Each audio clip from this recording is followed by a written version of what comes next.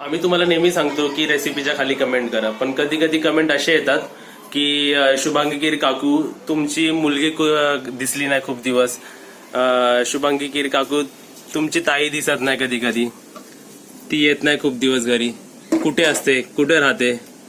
ते तू कुठे राहिलाय तू आता? वरलीला. वरलीला. आणि आज काय बनवणार आहे तू? बर्फी. कट करू?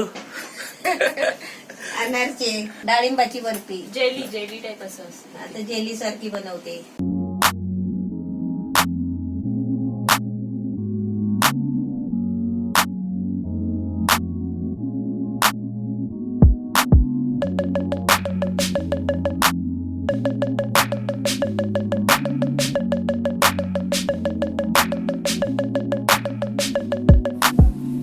नवीन रेसिपी पाहण्यासाठी लाईक करा, सबस्क्राईब करा आणि ही घंटी वाजवा. नमस्ते. आज ताई डाळिंबाची बर्फी बनवते, म्हणजे जेली टाईप बनवते. त्यासाठी लागणारं तुम्हाला साहित्य दाखवते. हे डाळिंबाचे दाणे काढून घेतले. हे दाण्याचं पहिलं ज्यूस काढायचं आहे, त्या मापाने आपल्याला बाकीचं साहित्य घ्यायचं आहे. आता पहिलं आहे ना, ह्याला साहित्य म्हणजे साखर आणि कॉर्नफ्लॉवर, तीनच साहित्य. आता त्याच्यासाठी काय काय लागेल ना, किती लागणार आहे ते तर तुम्हाला ताई दाखवेल. पहिले ह्याचं आहे ना ज्यूस काढून घेते, बिना पाणी न टाकता ह्याचं ज्यूस काढून घ्यायचं आहे. हे डाळिंब किती आहेत? हे डाळिंब काय आपल्यावर आहे, डाळिंब तू किती पण घे, पण आपल्याला ज्यूस घ्यायचा आहे. हे मी अर्धा किलो डाळिंब आणलेले, त्याचे हे एवढे आहेत, पण आपल्याला ह्याच्यात ज्यूस बनवायचं. ज्यूस तर आपल्याला माप पाहिजे, विदाउट वॉटर, पाणी नाही घ्यायचंय.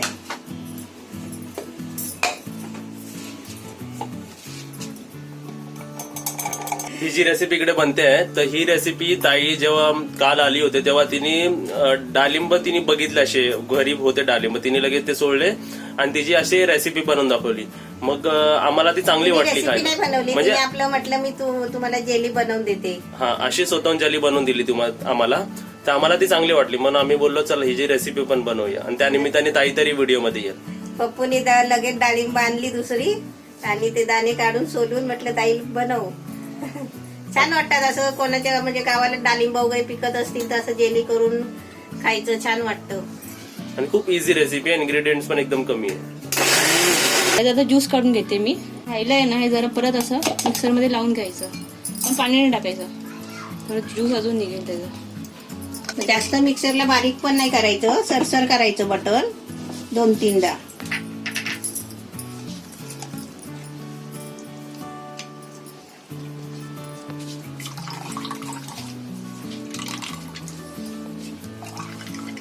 पाणी न टाकता हे ज्यूस बनवलाय. बरोबर आहे, 1 कप पूर्ण झालं, 1 वाटी एवढी. या वाटीने आता तू बाकीचं साहित्य घेणार. म्हणजे किती पण ज्यूस होते, 1 वाटी होते, 2 वाटी किती पण आपण एक टोप जरी आपण ज्यूस बनवला ना, त्या टोपाच्या हिशोबाने आपण ते बनवायचं.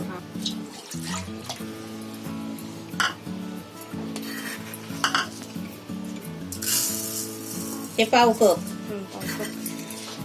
म्हणजे 1 कप ज्यूस असेल तर पाव कप साखर. आता कॉर्नफ्लॉवर किती घ्यायचा? सेम पाव कप. कॉर्नफ्लॉवर पण पाव कप घ्यायचा.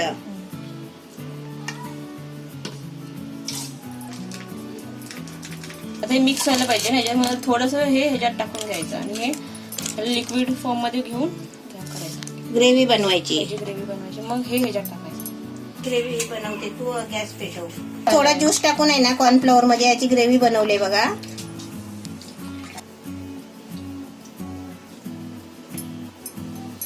सारखं ढवळतच राहायचंय, कारण घट्ट होईल एकदम. गोळे होत आले, ते घट्टपणा येत आलाय, मग ते फास्ट ढवलायला लागेल. गॅस ना मिडियम ठेवायचा. गॅस मिडियम कर. मस्त घट्ट होत आलाय. आता पूर्ण आहे ना थोडा म्हणजे घट्ट झाला पाहिजे.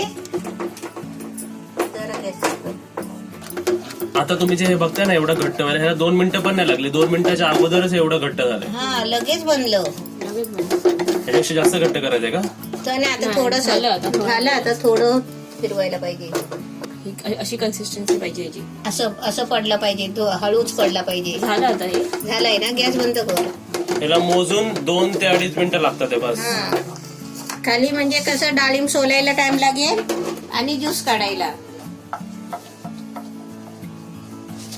आता तुम्ही भरपूर बनवलात ना तर चांगल्या मस्तपैकी डबा टिफिन वगैरे असेल, असा खोलगट डबा असेल तर त्याच्यामध्ये तुम्ही बनवू शकता.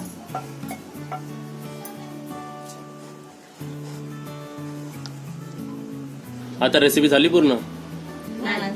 झाली पूर्ण म्हणजे आता थोडा टाइम आहे ना फ्रीज मध्ये ठेवायची आहे. थोडी थंड झाली की चांगली मिनिमम 2 आवर्स. आता हे आम्ही फ्रीज मध्ये ठेवतो. आता हे आपल्याला नॉर्मल फ्रीज मध्ये ठेवायचं, डीप फ्रीज मध्ये नाही, नॉर्मल फ्रीजर मध्ये मी ठेवलंय. आता आपल्याला फ्रीज मध्ये ठेवून 2 तास झालेत. आता आपण चेक करूया ती रेडी आहे की नाही.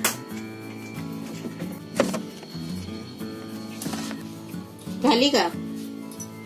रेडी आहे. ताई बघ बनली काय? साईडने असं ना सुटायला पाहिजे ते. सुटली म्हणजे त्याचं फ्लिप पण होऊ शकतं ते. झाली.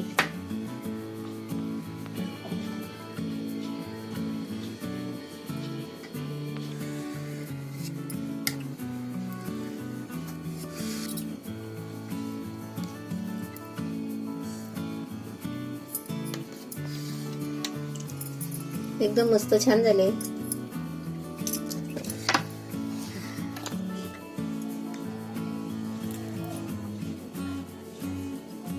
आपण डाळिंब आणली की कसं कंटाळा येतो खायला, सारखं सारखं डाळिंब फोडून दाणे खायचे वैताग येतो.